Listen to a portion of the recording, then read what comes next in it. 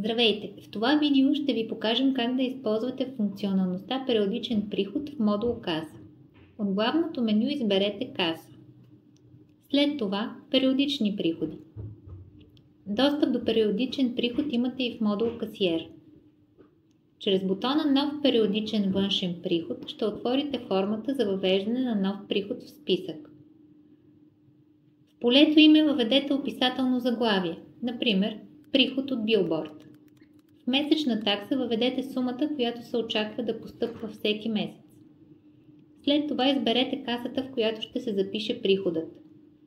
Ако желаете от секция Допълнителни опции, може да добавите коментар. Когато сте готови, натиснете Запиши. Вече виждате новия приход в списъка с периодични приходи. До всеки приход имате 3 бутона: Отбележи плащане, Редакция и Изтриване.